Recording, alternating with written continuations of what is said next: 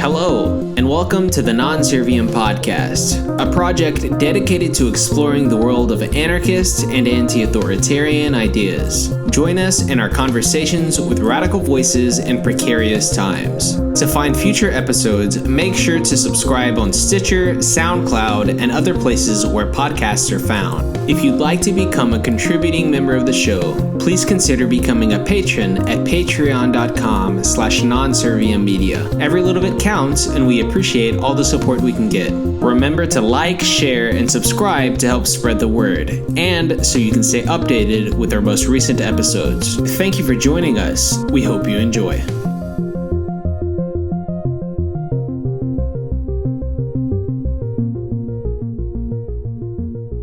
Hey there, everyone. Welcome to the Non-Serviam podcast.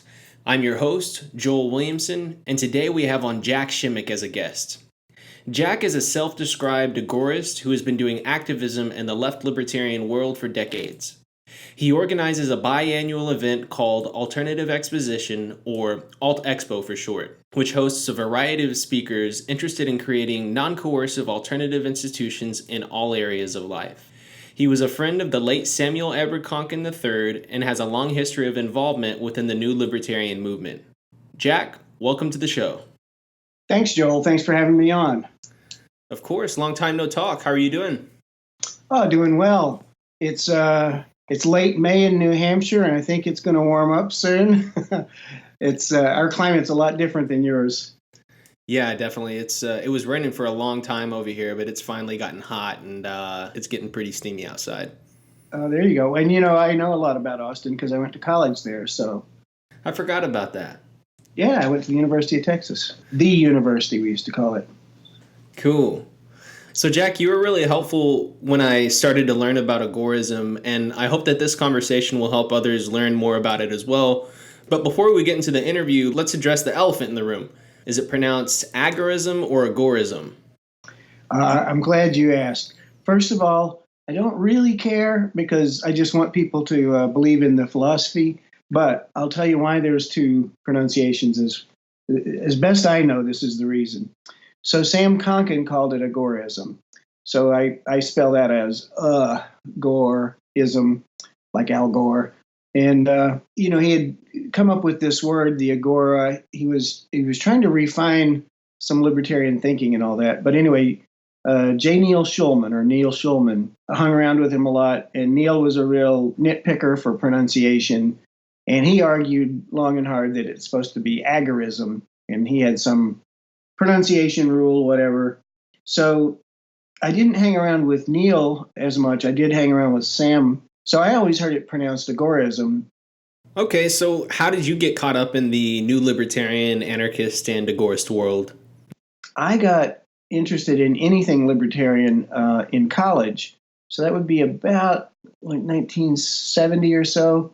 And there was this guy that sat next to me in my history class, and he turned me on to objectivism.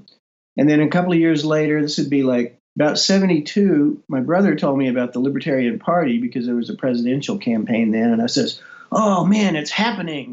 There's a way for us to do something. So I registered to vote for the first time, and I voted for John Hospers and Tony Nathan, the Libertarian Party's first presidential and vice presidential candidate. I was reading all the newsletters and Reason magazine and things like that, and I was all excited about this. And I actually put let's see, what's it called? Not a help wanted, the opposite of a help wanted, where I said, I'm available. I'm a mechanical engineer, libertarian looking for work. And so Reason magazine used to have on the back cover kind of some classified ads. And I got an offer from a company in Pennsylvania that were a bunch of objectivists. And I figured, oh, cool, libertarians, objectivists, whatever. So I went to work there. And I was about 4 hours away from New York City. So I'd go to New York City on the weekends, not every weekend, but a lot. And there was the Laissez-Faire bookstore, a real brick and mortar bookstore. And I would go hang out there because I was all excited about this libertarianism. And I'd buy like one book and, spend the rest of the day hanging around in there. And one day I was in there and there was a debate going on in the back room. And there was this guy, Samuel Edward Konkin III, was debating Gary Greenberg. So Gary Greenberg was a lawyer, and he was the new chairman of the Free Libertarian Party of New York. And, I ducked into the back room of the bookstore and I listened in. And so Konkin's got this radical libertarianism. That's kind of what they called it back then. And he was arguing against the Libertarian Party. And it was like, wait, how could anybody be against the Libertarian Party? They're for freedom, right? So we got to talking more. And then he told me there was an event coming up called CounterCon.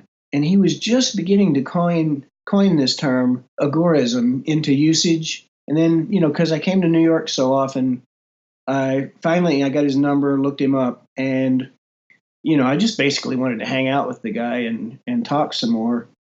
And so sure enough, I would essentially go along with him when he ran his errands during the day. And so I had all these questions, and I came from this objectivist viewpoint.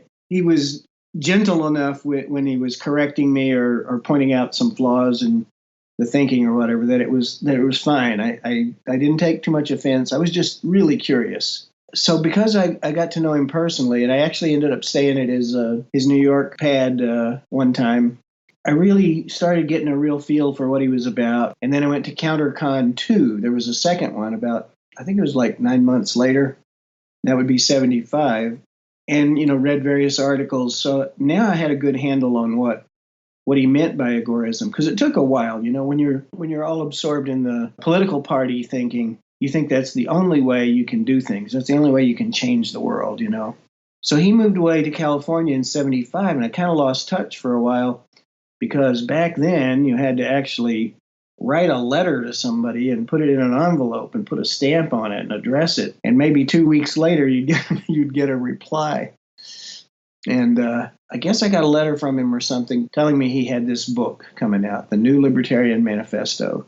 And it turns out when the internet started becoming really a tool for the common man, I had a AOL account, and he and I hooked up on AOL Instant Messenger. And then we stayed in touch all the time after that, every day, sometimes a couple of times a day, we'd have a session.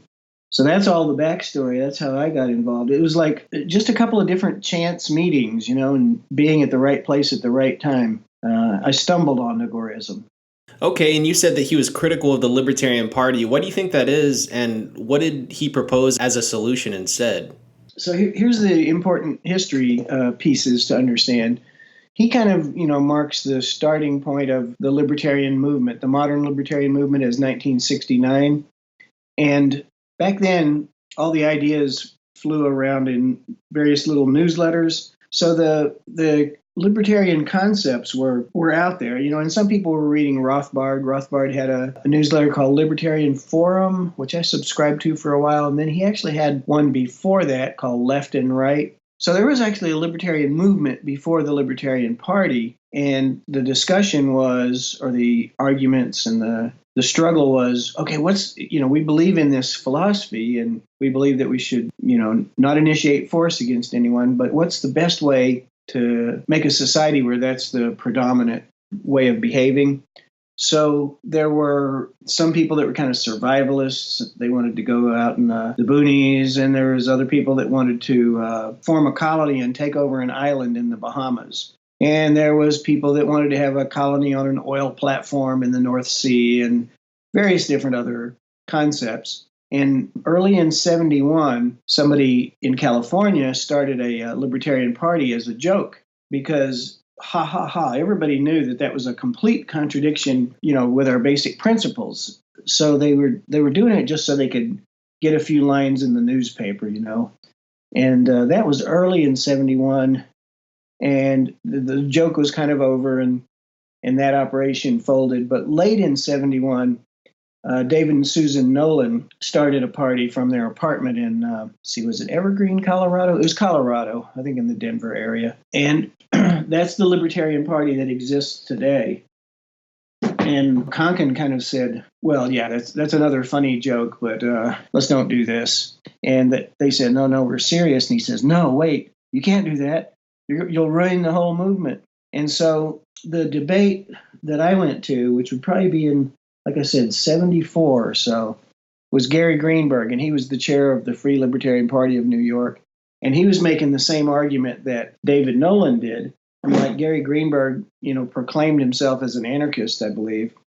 But he was saying, well, no, we're going to do this to get publicity. We're going to do it for educational purposes. And that's essentially what David Nolan had said with the 1971 what became the National Libertarian Party. And so I remember this one thing really distinctly. Konkin had to answer that question. Well, why wouldn't we start a political party? And he says, we're trying to, get rid of the state, not, improve the state or get control of the state. And people said, yeah, but if we're just doing it for educational purposes. And this is what he said. He said, well, you would be educating people to the wrong thing.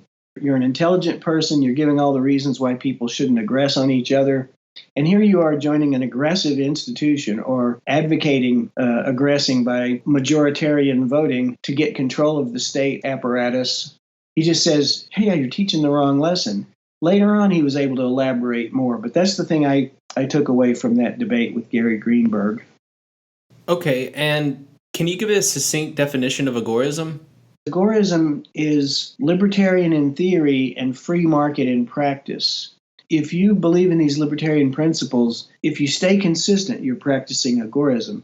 But if you drop back into voting and running for office and anything like that, anything having to do with electoral politics, then you're committing anti-libertarian acts. You're doing things that recognize the state, grant authority to the state, give it fuel, give it life by just being part of the state process, the democratic state process we have now. We have to get to freedom using only market actions in order to be consistent with our libertarian beliefs. And that's what Konkin lays out in the New Libertarian Manifesto and then in a lot of the other discussions and writings and articles of his. Right. And he, in my opinion, he was a part of the libertarian movement that was more in line with sort of the individualist anarchist tradition, along with Robert Anton Wilson and Karl Hess. And the end that they sought wasn't only anti-state, but it was also against the formal economy or against the capitalist economy. And one way to undermine that Konkin promoted was CounterEconomics. Can you give me a definition, or can you explain to the audience what CounterEconomics is?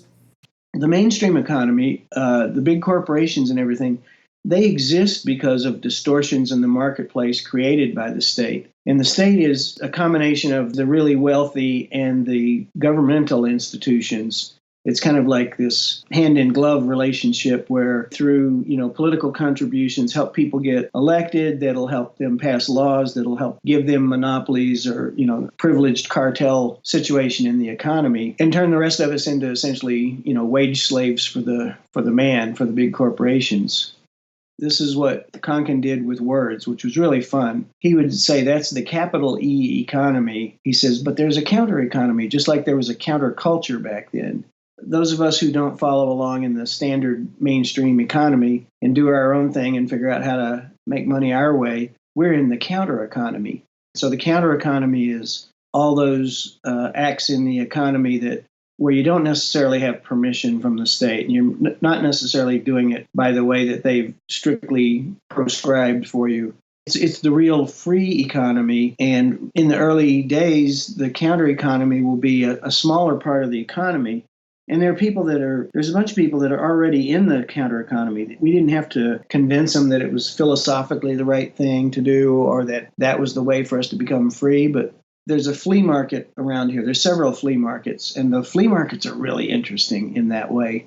One flea market that's close to the Massachusetts border, there's, like 80% of the vendors there are Hispanic. And it looks like a more traditional economy for people. They'll have these markets, and it'll be a hodgepodge of things, but, they'll have just almost everything in this flea market kind of environment. So they're actually in the counter economy. They're not Walmart. But the other counter economy is whatever counter economy you create, whatever service you come up with that you want to offer to people, and you market it your way. And this doesn't have to be like some people think, the counter economy, that's where you sell drugs and stuff. And no, drugs is just one product. I mean, what about selling apples or pears or potatoes or, anything like that?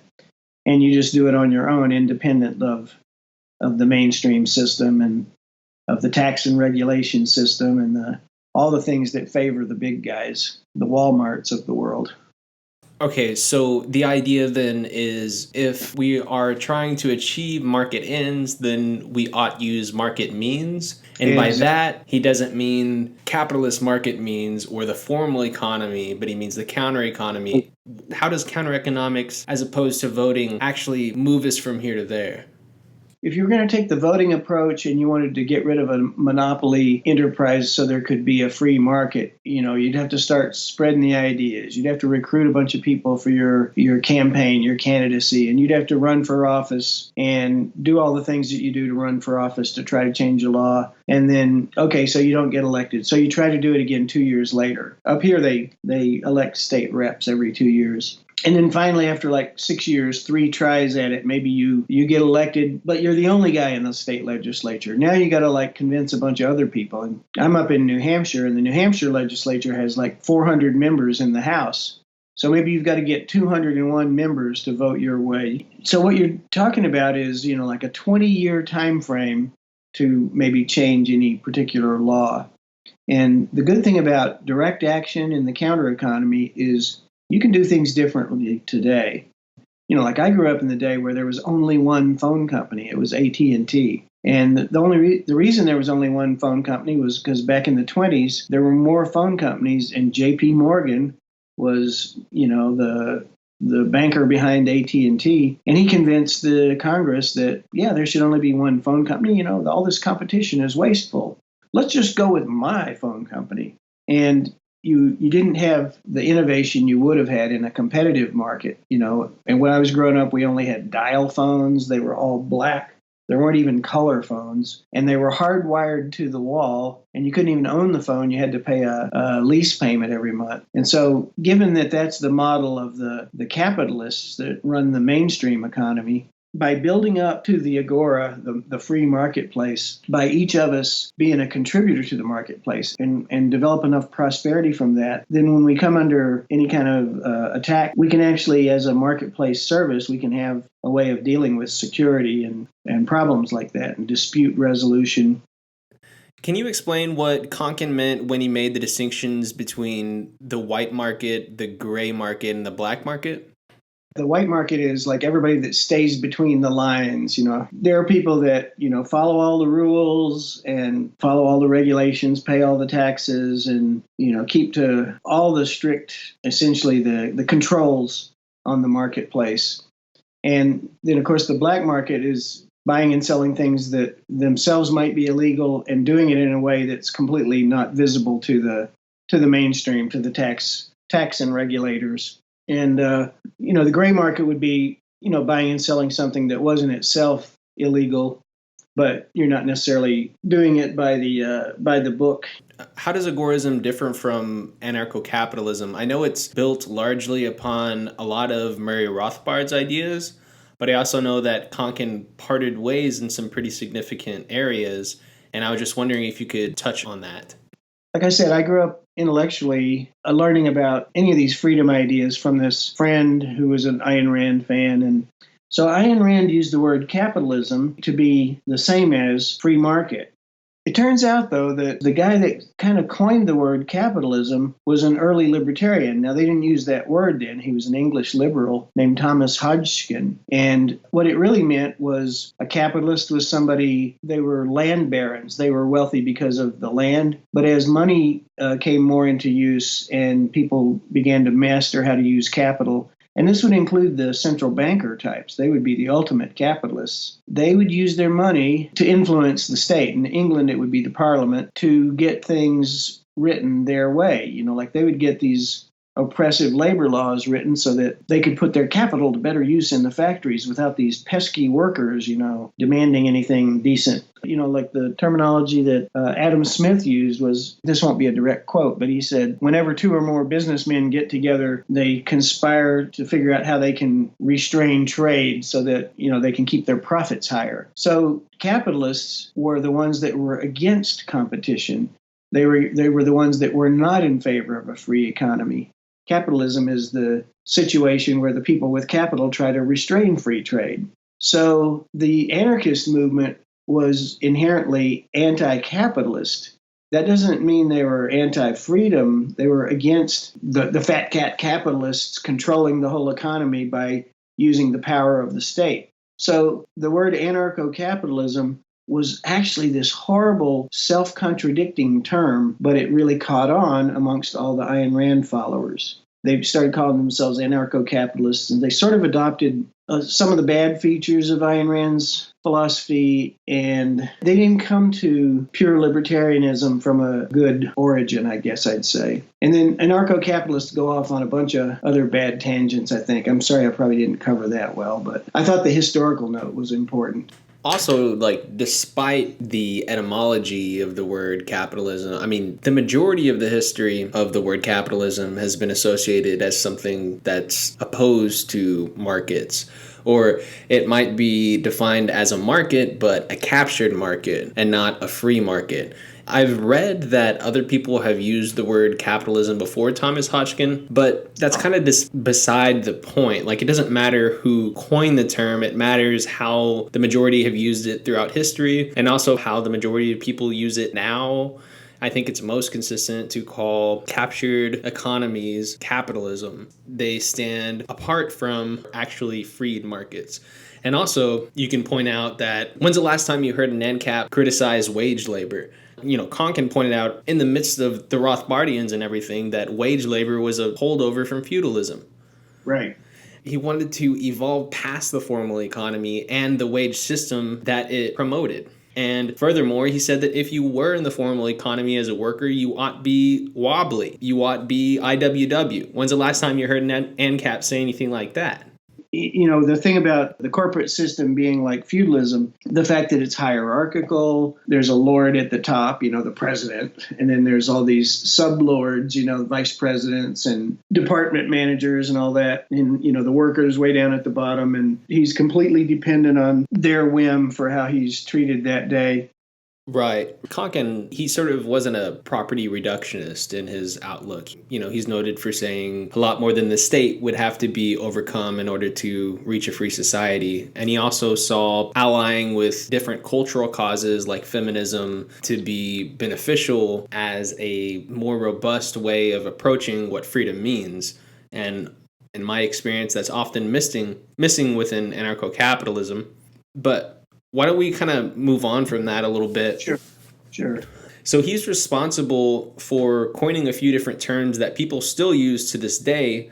Let the audience know what some of those terms are and what they mean. Well, first of all, Agora or Agorism. Actually, if somebody has a copy of the New Libertarian Manifesto 25th Anniversary Edition, page 31, he says, some hallmarks of this society, libertarian in theory, and free market in practice, called Agorist, from the Greek agora, meaning open marketplace. And he says we would have rapid innovation in science, technology, communication, transportation, production, and distribution, blah, blah, blah.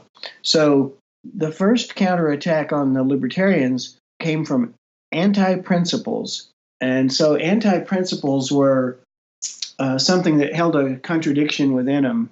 So minarchism was one of those anti-principles. And that stood for minimum government, you know, so that comes from monarchist, but minimum, so minarchist. And so Konkin coined that term. And some of the other terms he talks about in this section where he was talking about the anti-principles, I think they already exist. There was defeatism, retreatism, collaborationism, gradualism, monocentrism, and reformism. So reformism is, you know, like your constitutional conservative position where you say, let's just get in government and we can improve it. We can make it a little better. We can reform it. But anyway, he said the worst of all these anti-concepts was partyarchy. So that meant pursuing libertarian ends through statist means, especially political parties. So a libertarian party was what partyarchs would do.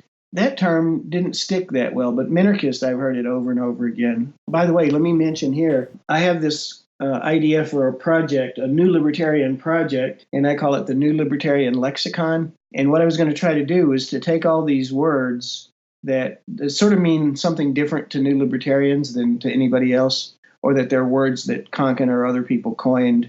So I wanted to create a little lexicon. These are words that new libertarians tend to use. And if you can understand those words, then we can have a a conversation that makes sense, you know. Have you coined any terms yourself?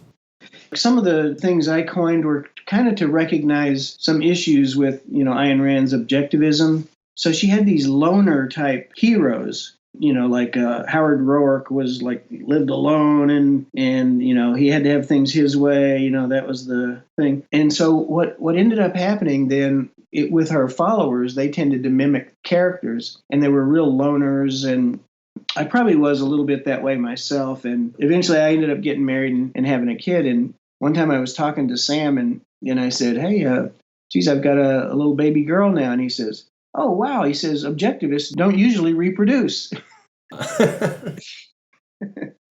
So I came up with the term toxic individualism, where you took this good concept of individualism, being able to make up your own mind, and distorting it and twisting it and exaggerating it to the point where you really are toxic with other people and toxic in relationships. And I've seen that a lot, I'm sorry to say. Yeah, or like an atomized or like American conformist version of individualism.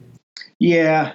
The main thing, though, is that you can't seem to form effective relationships. So, yeah, that's no good. Yeah. No fun. So another term, Ayn Rand had a kind of perfectionism. Murray Rothbard wrote an essay about this. He called it the cult of objectivism.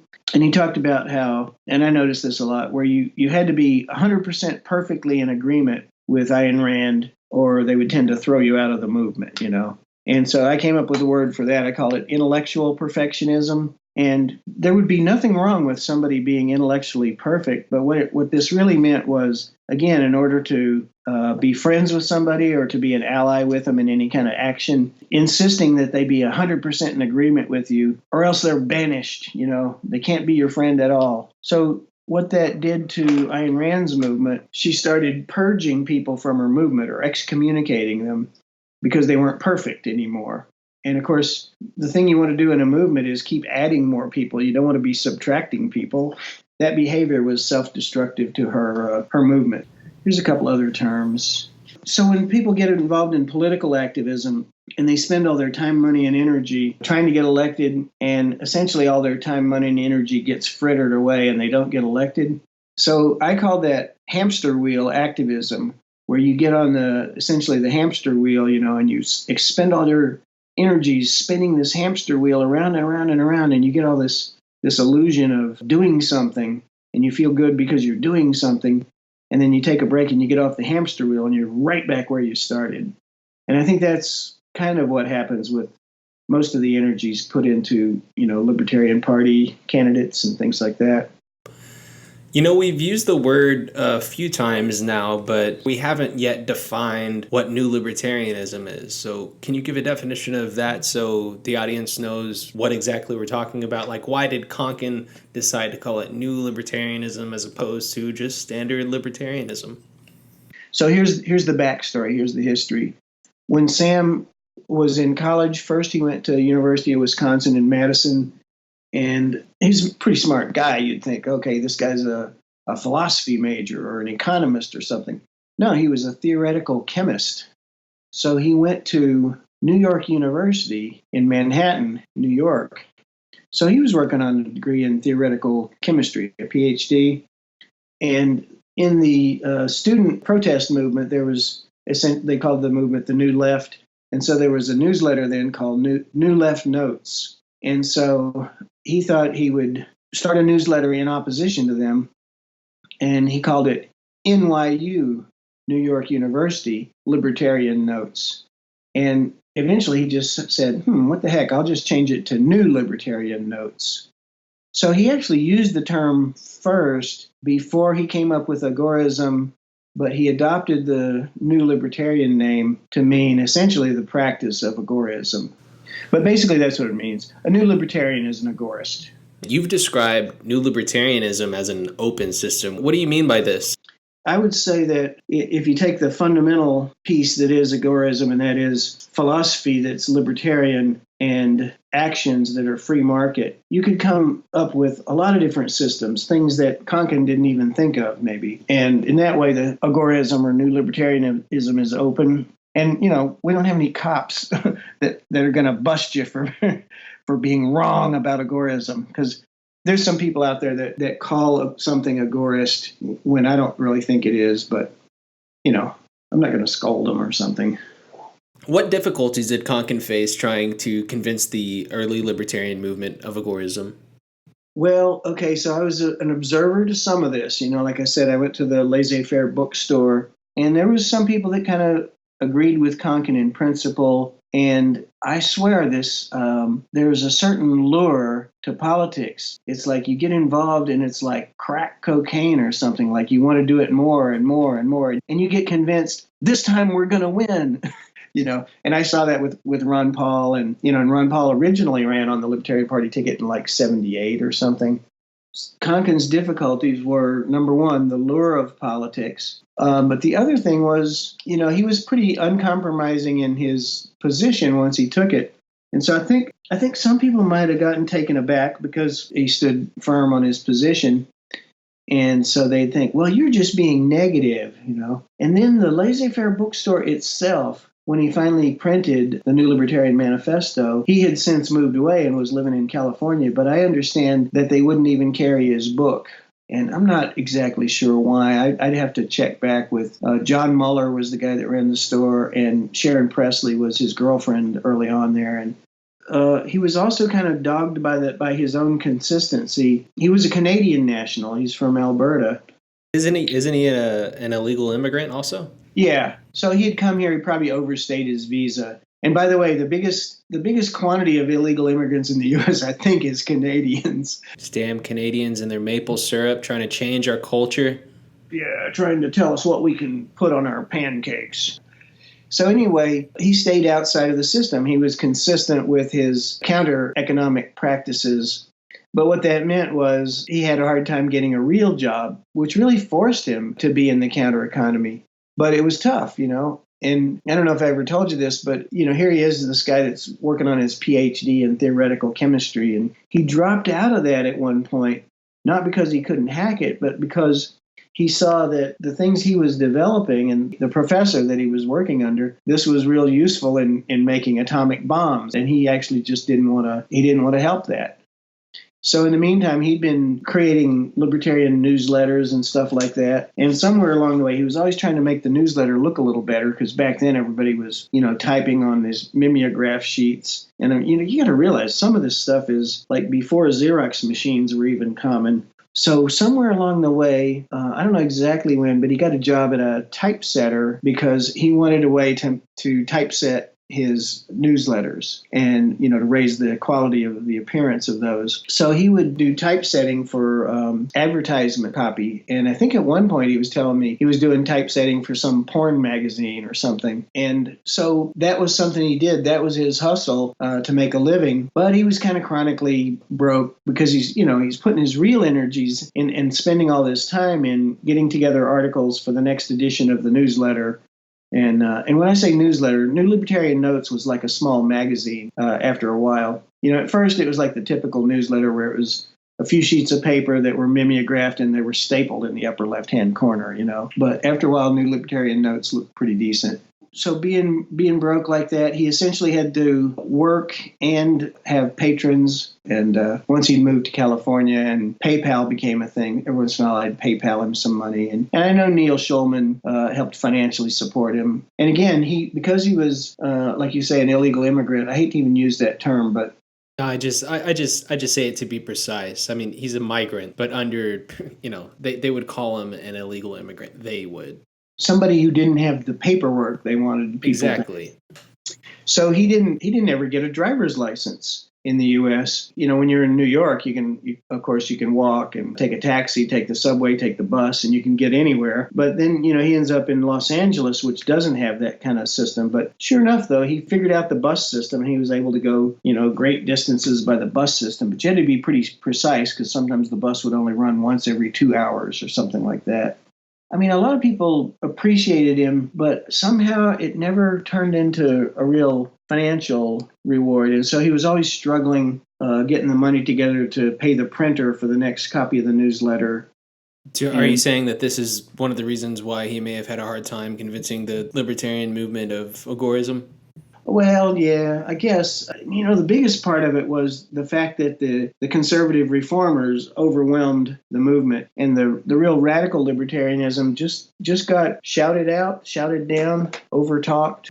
No, I hear that. I mean, it's one thing to convince someone of anarchism. It's another thing to convince them the way in which we get there. And it's a whole nother hurdle to jump over, because people, they learn that the institutions that they grow up with have always been there. So, psychologically, they just rationalize it. It's been modeled to them that the democratic process, the electoral process, is the way that you get things done. Like, not only is the state and the economic systems that grow out of it unnecessary, but the ways that we move beyond that is also important. And it's likely not going to be the prescribed modes for change. Right. If you stay between the lines and use only the methods that they say you should use, you never get there, because they're going to tell you to use processes that essentially they control. What schools of anarchist thought do you think agorism is most compatible with? Well, Voltairine de Cleyre, she always talked about anarchism without adjectives. If you've gotten rid of the restrictions and the control imposed on you by the state, you can pursue all kinds of varieties of things. If you don't have state restrictions, you can try this, you can try that, you can try all these different arrangements, and we'll be free then to actually find the ones that really work. I don't know if that helps at all. That's not specific to any, like existing anarchist schools of thought. It's anarchism without adjectives. Yeah, I like that. I mean, I kind of jokingly call myself an anarchist with and without adjectives, or an individualist anarchist with and without adjectives. And, with and without? Yeah, because why not? It's fun. But I think clearly mutualism is compatible with agorism and is a lot closer to Konkin's view of how economic exchange would happen, as opposed to the anarcho-capitalist conception of it. But you might even be able to stretch that a little bit. And while there's clearly some serious differences between market anarchists and syndicalists, given that Konkin supported unionization if you were a worker within the white market, I think that it's possible that even some syndicalists could find some value within it. The stuff I know about mutualism, I like Kevin Carson. I believe in, if you're going to use anything in the banking system, use a credit union. Well, that's actually kind of a mutualist concept. And right now I organize with some of my fellow libertarians here a food cooperative. So I've heard some people describe agorism as market illegalism. Where do you think agorism and illegalism intersect, and how might they differ? Well, if the intention of illegalism is to just break laws for the heck of it, obviously if you're trying to have a free economy within a society where somebody else is trying to impose a regulated society or a regulated economy, you're going to be ignoring their system at best and going around it. And so, that might be considered illegal. The real goal of agorism is to build a better society. The system we have is so corrupted, it makes shoddy products, and it excludes people from the workplace that should be able to get in, or excludes people from starting businesses. It's got so many negatives to it. If we create better alternatives, we're going to shine. We're going to really excel and produce. We won't have to go around breaking things. The things are already broken. And our goal is to, in the marketplace, by interacting peacefully with people, create something that's more desirable, that people will be drawn to. Like, for example, you take the app Waze, and Waze has got that feature where you can identify where the cops are, and the cops just hate Waze because of that. But I can imagine a system where the counter-economists, have an app on their smartphone where they can tell where all the enforcers are, so they can just close up shop. There's places in the world where it's actually way freer than it is here, because more people do that all the time. I wanted to pose a challenge to agorism. Agorism is supposed to bleed the state dry, right? So what's the point of tax evasion if the Fed can just print money? So you're in this context, where, ideally you would create your own money system, which, of course, is happening now with Bitcoin and other cryptos. I don't really look at the Agorist goal to bleed the state dry. The state, it provides such, essentially horrible, shoddy products that what we're trying to do is create better products and ignore them.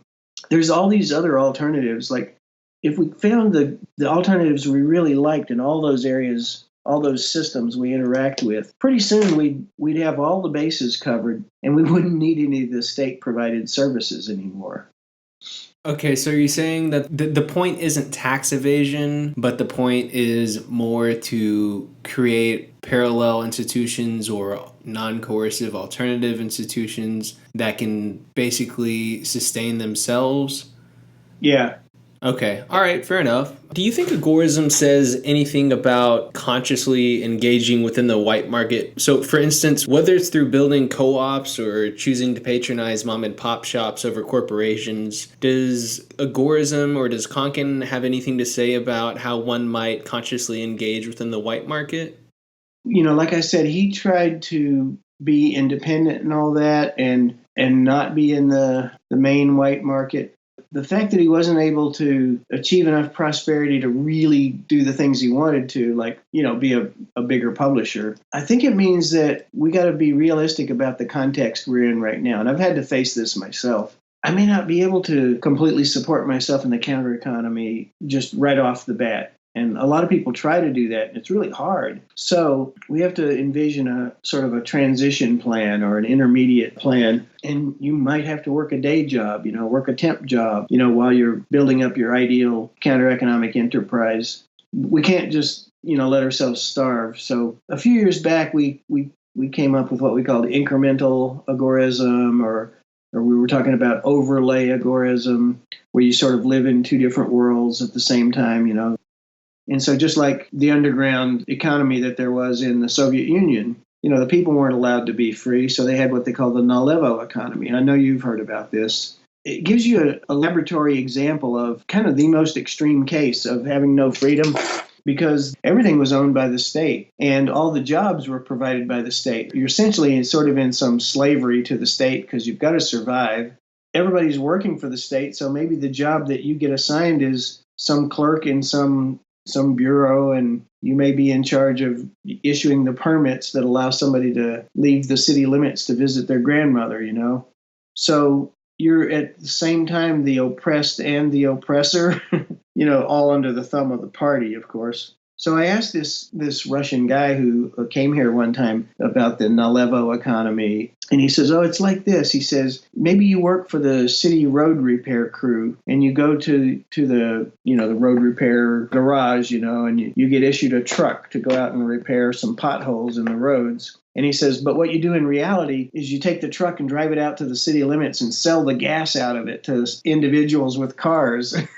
And right, it's like in the chaos of a planned economy, the market bled through because it had to in order to be able to discover wants and needs of people. Right. For anybody to get anything done, they had to cheat the planned, controlled economy. And in the end, you got to look at it like, well, that's not really cheating it. It's like if you had the freedom, that's what you might do anyway. You might buy gas and sell it to somebody else. Are there any examples of counter-economics making social change? Well, yeah. So let's take prohibition in the U.S. There were some people that thought, oh, it's really important that people not drink. I mean, there was even some backstory to that. But so they made it illegal to sell alcohol, to buy and sell alcohol. So then what happened was there was a counter-economic market that formed. They'd make their moonshine, they'd have a still. And then there were people that would bring liquor and beer across from Canada. And there's, famous stories about people having boats across the Great Lakes, to make sure they could bring booze to Detroit and to Cleveland and places like that on the Great Lakes. And they'd keep trying to arrest people and put them on trial. And this went on for years, but everybody still liked to drink beer and alcohol. And the way our court system works is the people on the jury are, supposed to be your peers. They're people like you that also like to drink beer and alcohol. So after a while, the juries wouldn't convict anymore. So the government would be spending all this money to take somebody to trial. And if they couldn't convict them, well, then after a while, what good was doing this? So I'm not saying like having people drink more is like a great social change or anything. It's just that people fought back in their own little way just to go ahead and get what they want in the marketplace. The bootleggers and whatnot, they really served to prove to the state they didn't have enough power to stop people from having a cold beer. The market spoke louder than the state ever could. I just thought of a couple of other things. Konkin always brought up this one. In the U.S., to save energy, they figured they'd lower the speed limit on all the highways to 55.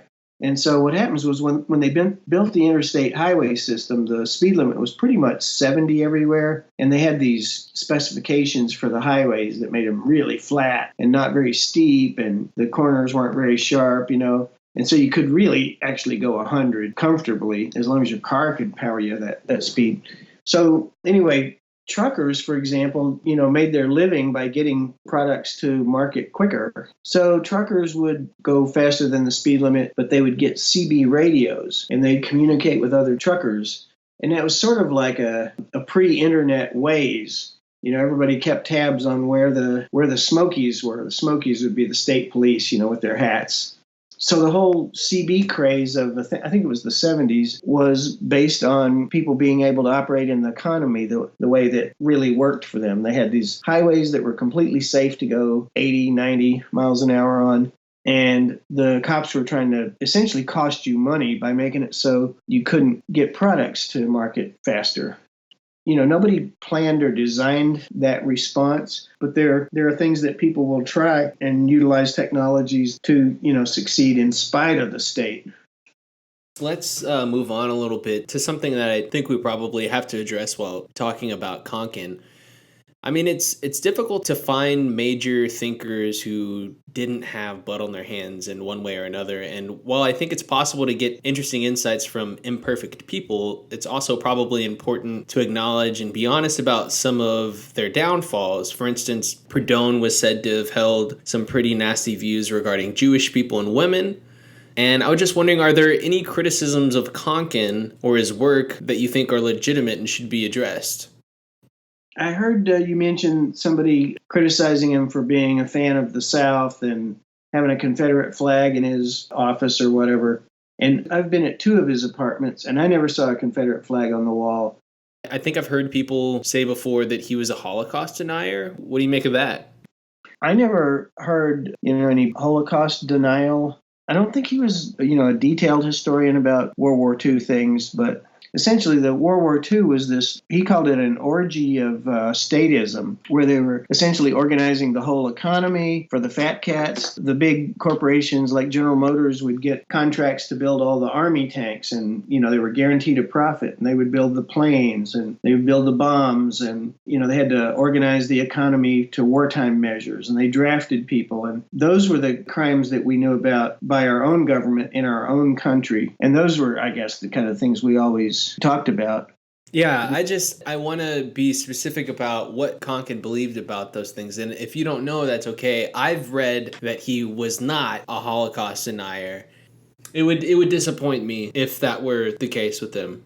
I think it was John Bush, pointed out to me a post on a Facebook thread where somebody accused Konkin of being a rabid anti-Semite. And John contacted me. He says, "Is that true?" And I said, "No." I says, "You want me to read you a list of his friends? Murray Rothbard, Ken Kalsheim, J. Neil Schulman." It's like almost everybody he knew was Jewish. I think I know one non-Jewish friend of his. He was not an anti-Semite. I hear you. Let's move on a little bit. You ended up spending some time behind bars for your activism. What happened with that? Well, back in the 70s, the early 70s, I just graduated college. There was a big, they call it the Tax Rebellion movement. And so a lot of the conservatives got into this because they were arguing the constitutional aspect about the tax laws, and that the filing a 1040 form, violated your Fifth Amendment rights because you had the right to remain silent. And if you said anything wrong on the 1040 form, you could go to jail, be accused of a crime. So anyway, I went to a couple of seminars, and I followed their advice and got in trouble over that. I got arrested at work one day. It was the day before I was going to move to New Hampshire. I lived in Pennsylvania at the time, and I got pulled up before a magistrate and I had to pay bail and all that. And I had a trial, and I used this constitutional lawyer, he called himself, that I had met at, who had a table, an exhibit table at, I think it was the same Libertarian Party convention where I met Sam Konkin the second time. And so I followed his approach, and only the court wouldn't let him represent me. So I ended up getting convicted of a relatively minor tax crime, but I think it was because I was causing some other grief to officials in the town I lived in, because I had sued the constables, the police, a local magistrate. I had sued like 7 or 8 people in a federal civil rights suit. Why? It's a long story. You don't have enough time tonight for that. It was over the right to travel and how they treated me. Is this some sovereign citizen shit? No, that concept probably didn't even exist. Right to travel is not the same as sovereign citizen. Okay. So anyway, because I had sued these other guys, they said behind the scenes, let's investigate this guy, see if we can get him on anything. And so they did, and I actually ended up going to a federal prison for actually a relatively short sentence, and I was out. But it's kind of a difficult experience.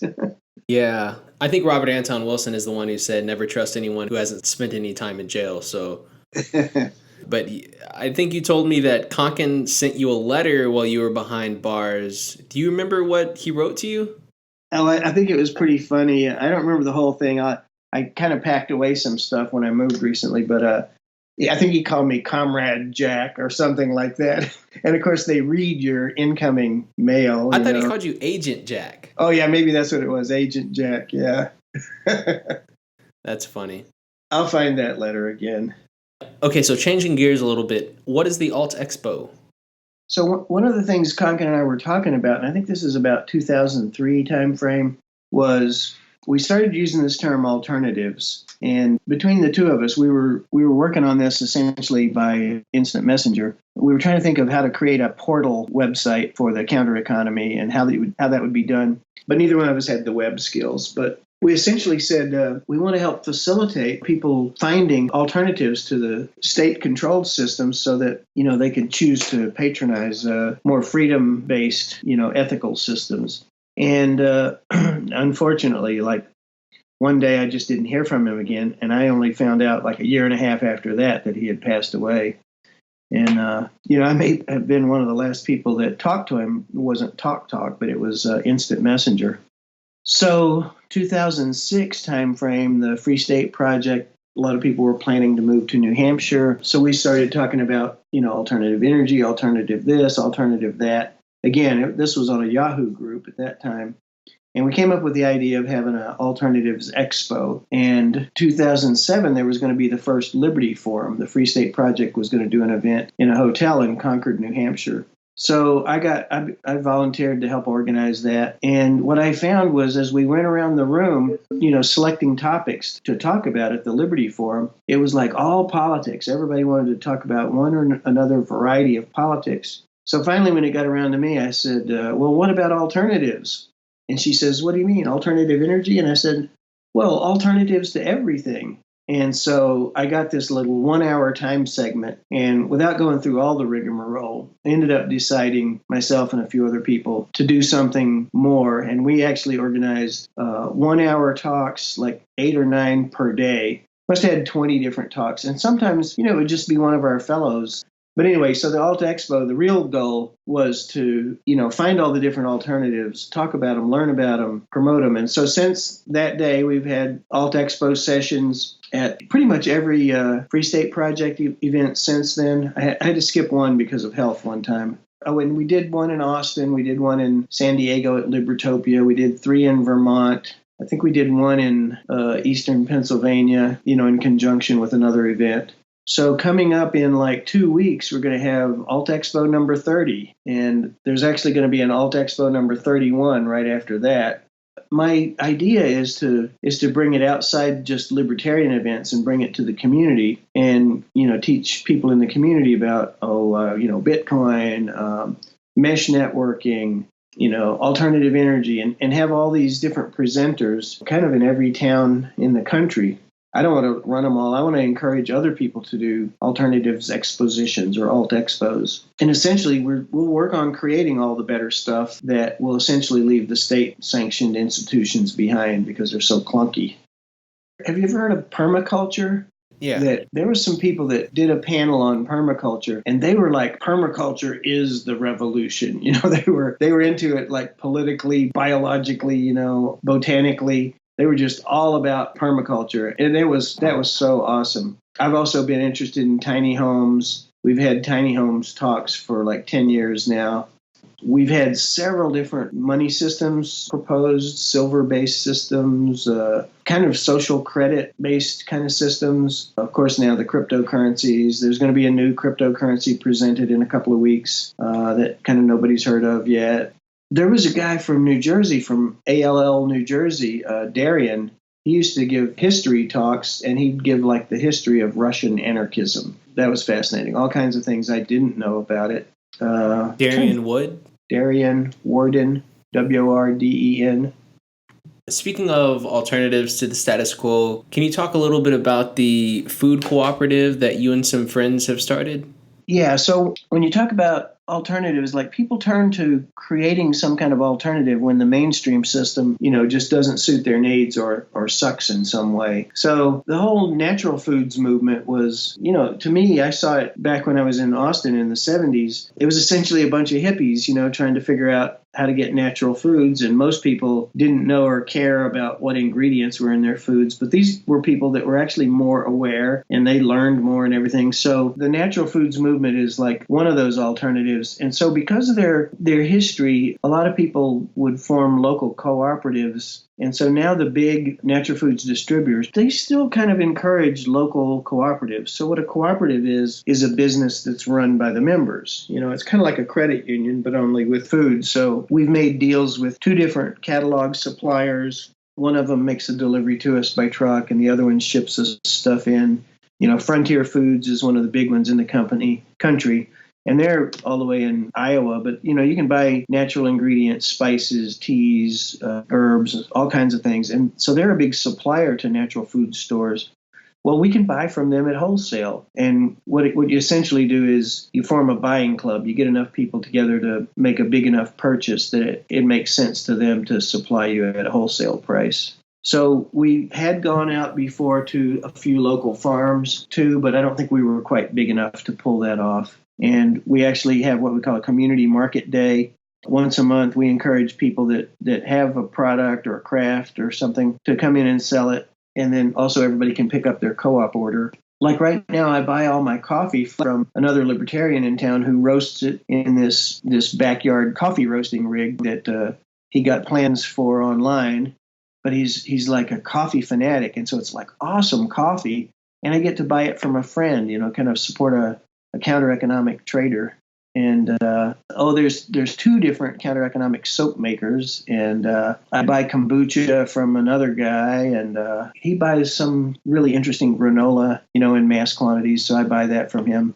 I think it's important for everybody to try to have some kind of product that they can buy and sell within the community like that. And I'm going to see if there's a food component or product that I can make. I'm thinking of like yogurt, because I've made yogurt before and it's super easy to make. So all I really would need to do is figure out how to package it well and store it and bring it in a little cooler to market day. And maybe I can barter yogurt for kombucha or for coffee. And there's a guy over in Vermont, and he comes to a lot of our events. He does a co-op brewery where it's partly a social get-together, and it's kind of an experiment in, trying to figure out the governance structure for an organization. And also, you get a benefit at the end of whatever the time period is. You get some beer out of the deal.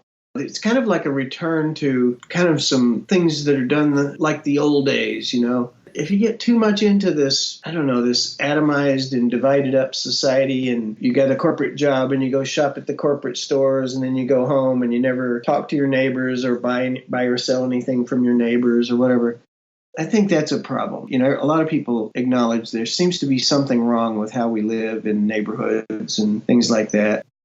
How do we build an Agorist culture? Yeah, I've thought about this. We actually do have some mutual aid going on here. Like right now with the Free State Project, a lot of people have moved to our small state, probably 2,000 or 3,000 people, a lot of people. And, there's this traditional thing people do, like if people move to New Hampshire, they come here with their rented U-Haul truck and we'll have a party and help them unload their U-Haul. So once they get to their new house and they're ready to go, there'll be a crew of people that'll help unload a whole U-Haul truck in an hour and a half, And then there's a tradition of pizza and beer afterwards. And so that's one of the little things that's a cultural thing now. We're trying to be all a big happy family in a way. But then, of course, people argue and fight on Facebook. I think we need to learn actually some important things about getting along together when we do disagree on something. And this gets to the Ayn Rand versus Sam Konkin question of being open to other people. So we need to extend our non-aggression to people on Facebook, Then I almost think that we need some cultural things that we share, like, music and maybe some Agorist songs. Just to experience it, to feel good about being around each other and end up being more supportive of each other. Like one of the things I'm trying to do is I'm creating a movie night called the Freedom Film Festival. We try to have either an entertainment movie or a documentary movie. Documentaries usually come up on some topic that's in the news. And it's, partly to build the camaraderie, because we talk about the movies and, share food and things like that. Just a mile up the road from me, there's a couple that bought this geodesic dome house, and they had a Memorial Day essentially all weekend long. Come help us repair the roof on the dome and have barbecue and beer and kids' games and all that. So there's these little pockets of good vibes we're creating that make it, a more desirable culture. The Agorist culture is going to be where you want to be because it feels good, All right, so towards the end of these interviews, I like to do a lightning round where I name a thinker or an idea, and my guests respond to each item in 1 minute or less. Are you down? Sure. The Black Panther Party. A bunch of guys trying to protect their fellows in their neighborhood who got persecuted by the FBI, and the FBI would kill them or would infiltrate their meetings, try to pit them against each other. Probably, basically good organization. Carl Hess joined the Black Panther Party, even though he was white, because he really believed in what they stood for. I don't have firsthand knowledge. Robert Lefebvre.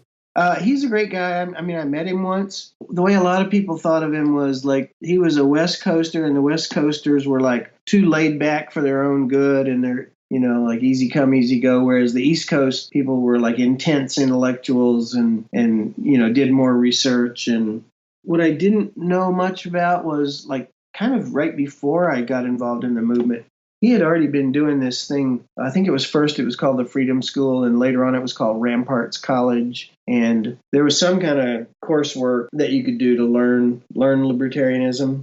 He was an interesting, charming guy, though, that's for sure. I read recently when it comes to like West Coast versus East Coast politics, it's like West Coast politics is like if political disagreement occurs, then that's a sign of a bad party. Whereas like East Coast politics is like if you have a party and there isn't a political disagreement, then it's not a good party. All right. Pacifism. Well, I'm with Konkin on this one. I actually was refreshing myself in the New Libertarian Manifesto, and Konkin said something I thought was just kind of a funny dig. And he was talking about what people would do to defend other people. And he said, by all means, if a pacifist didn't believe in, using guns for self-protection, trust us, we wouldn't rise to their defense or something like that. Konkin was, he said, yeah, you got a right to defend yourself. You have a right to defend your neighbors or anybody else that's under attack. And, it'd probably be the right thing to do. The Legend of Anarcho-Claus. Anarcho-Claus. Oh, my God. Konkin wrote that. I'll have to go back and reread it again. Yeah, he wrote a bunch of funny stuff. It's the third book of the canon. I think I read it in 1974 and forget it. It was probably forgettable. I don't know. All right. I have a patron question. How can I get a cappuccino in your envisioned political utopia? Well, you can't get cappuccinos from political people. You have to get them from economic people. Oh, damn. Everybody's got better and better coffee makers these days, probably from being yuppies that make their money working for the big corporate structure. But, when you go to PorkFest, there's all kinds of vendors there. Each one has a campsite, and they're set up, and they're selling barbecue. And this one's selling cappuccino. Oh, there it is. And this one's selling hot dogs. And this one's selling root beer. But where do you get the beans from? Where do you get the milk from? Oh, details. There is a way. I'm going to let you say, let the market decide. Explain to me how the market might decide. Yeah, I hate it when people say that the market will provide, because there's no entity as the market. That's a collection of people. The people will provide. So it turns out you can actually grow coffee beans up here in colder climates, but you just have to build a greenhouse around the plant. And it has to be like 10 feet tall or something like that. But we have a guy that's going to give a talk on that at the Alt Expo, Ivan. And he's the guy that roasts the coffee beans in his backyard. So he's going to try to see if he can get together with somebody that's got a property and build one of these coffee bean greenhouses and actually grow New Hampshire coffee. Now, where do you get the cream for your coffee? There's a farm, I think it's about 3 miles from me, called Isley's. It's kind of a funny spelling. And you can get, all natural ice cream from them in the summer, but I can buy raw milk and cream from them. What else do you need? You need sugar. Okay, so I don't know how. Well, I don't use sugar in mine, so no problem. Are there no vegan milk options in your political utopia, Jack? At PorkFest, there's a farm up here called Bardo Farm, and they have pigs, and they always have a big pig roast, and so not everybody wants to have the pig roast. So at the Alt Expo tent, we're going to have a vegan fest at the same time. So we do have options in our envisioned economic utopia. All right, well, where can folks go to learn more about Agorism? There's agorism.info, of course, and that's a site it's not maintained that well, but it's got a bunch of links, and it's got the New Libertarian Manifesto in several languages. You really got to read the book, New Libertarian Manifesto, and I think there's a couple of links to online copies from agorism.info, but you could just do a search, too. You can actually buy the book from CoPubCo, and that's Victor Coleman, his publishing company. And you go to copubco.com. Oh, of course, yeah, there's another book. This was published after Konkin's death, called An Agorist Primer, or AAP. And that was supposed to be a book even your mother could understand. So that's actually pretty good. I was just talking to a guy the other day, said he preferred that better. Like I said, I've been trying to get people to read these books for like 30 years. No, maybe 40 now. I'm going to be doing a 5-day long, 1 hour each day workshop at the Alt Expo event this summer, like 2 weeks from now. I have 1 hour on each chapter. I'm just trying to get people to read the damn thing, because it's a different approach. It kind of changes your whole outlook on politics and the economy and, what we can do to survive and thrive in the future. One of the other places you can go is to sek3.net.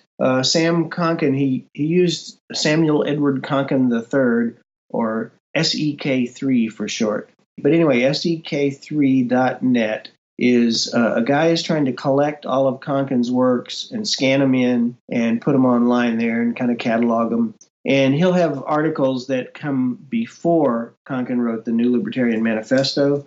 So you can kind of see some of the evolution of thought. Actually, that guy that does that site, he's asked me to rummage through my boxes of old Konkin material and see if I have anything that he doesn't have yet and scan it in and send it to him. The one thing you can do is go to YouTube and do a search on Samuel Edward Konkin III or Sam Konkin or Agorism. One I like, it's a debate between him and Robert Poole. And Robert Poole was the head of the Reason Foundation at the time. And so Poole is kind of like an incrementalist and a conservative reformer, and Konkin was debating against that position. Where should folks go to learn more about Alt Expo? We just decided to do a website again. We figured it's time to have a place at least where you can see any videos that we have of previous talks. So altexpo.net. We just started it a matter of a couple of weeks ago, and all we've uploaded to it is a couple of blog posts and a couple of videos so far, but we will try to get our stuff together and throughout the summer keep uploading videos and other content to it. I really sort of want to maybe create a chat space that's accessible from there so we can have more Agorist discussion and chat. And I'll talk to the guy that does the SEK3.net site to see if maybe that could be a place for either Agorist chat. I'm not sure which is the best location for it. But the Alt Expo, I mean, I'm totally definitely interested in anything Agorist, Agorism, any new theories, new extensions of, the open new libertarianism. Before I let you go, I got to ask you one last question. You've done activism for so many years. How do people avoid burnout? Well, okay, so that is tough. I think when you first start out, again, like some of this political activism it's addictive. The excitement of it creates adrenaline. And, I have burned out a few times. And, going to prison, for example, that makes your life difficult for a while. And I think you have to look at the steady long term. And when you look at the way some things are going in society, with war and inflation and rampant regulation and horrible police abuses and everything, each time you kind of come back into it and say, yeah, I have to do something. I can't do everything. I think that's the thing you have to realize is, each one of us probably only has a small amount of change that we can do. And it's good and right for us to do the small amount that we can. We're not going to change the whole world, each one of us, But I don't know, when you talk to another human being and you have an effect on them and you get them to see that there is maybe a path towards a more just and safe and peaceful society, it just feels good when you've got like one more person on board. We're kind of in an occupied land, and we're just sort of looking for the other denizens of this little world. We're trying to band together and survive and get to the other side of this. I kind of think sometimes of Terminator, like the machines are trying to kill us and we're all fighting back. And I hate to have that siege mentality, but sometimes you got to shake your head at some of the stuff the establishment does do. And, one of the things we just have to do is make sure we're not killed in the crossfire of some of these crazy things that are going on in the world. One of the things Konkan said is like everybody's in the counter economy to a certain extent. The people that are cooperating together by flashing their lights to tell you that there's a cop car ahead. That's an ally, Or you go to a flea market and you get some product from somebody and that they're not in the regulated and taxed economy. Again, there's another economic ally. You have a yard sale, and you're not going to put on your tax return that you sold a couple of $100 of stuff at a yard sale. I know that sounds like small potatoes, but as we build our number and the number of skills and talents and products and services that we bring to the free market, the more and more we'll be able to, first of all, survive the state and at some point, outcompete the state for helping to build and manage a free society. Is there anything that I forgot to ask you about that you'd like to go over before we end the interview, or is there any advice that you'd like to give others? That's a tough one. I just would say always keep developing more understanding of the world. There's probably not enough good Agorist literature, but also keep developing more skills and more products and services you can offer to other people. And so you got to have patience with people. There's also people you just have to walk away from to stay at peace with yourself. You don't have to argue with everybody that you disagree with. Sometimes you can still respect them as another person. You know that they wouldn't really hurt you. Most people wouldn't. You might have a different opinion about something, but you can still be allies. But yeah, knowledge, skills, keep on keeping on out there, even if, sometimes things do look bleak. Yeah, I feel that. Well, thanks so much for your time, Jack. Is there a place that people can contact you if they want to interact with you more or learn about Alt Expo or anything else? I tell you what I'll do is I'll add an email link on the altexpo.net page. Thanks so much, Jack, for doing this. I really appreciate your time. I've enjoyed my conversation with you. Yeah, thank you, Joel, for having me. I always enjoy talking to you, too. All right, Jack, we'll talk to you soon. Thanks so much. Okay, goodbye. There it is, folks. I hope everyone enjoyed my conversation with Jack Shimek. If you've been paying attention to past episodes, you may have noticed that this one was a little different in that it focused mostly on a single topic. Whether you enjoyed this format or not, please feel free to shoot me an email to let me know your thoughts. You can find our contact information as well as all of our content at non-serviam.media. Also, Jack and I briefly touched on it, but it's possible that Konkin, like a lot of our sacred anarchist gods, was not in fact a saint. I personally do not know the extent to which he held any reactionary beliefs, and to this point, I've only heard rumors about it. Regardless, this conversation was not an attempt to clear his name, only to highlight the interesting and hopefully positive insights he developed and contributed to the conversation of libertarian and anarchist tactics for liberation. Anyways, if you like the Non-Serviam podcast and would like to see it continue, consider supporting the show at patreon.com/non-serviammedia. And if you aren't able to help financially, please help us reach a larger audience by liking, sharing, and subscribing. Thank you all so much for tuning in. We'll talk to you soon.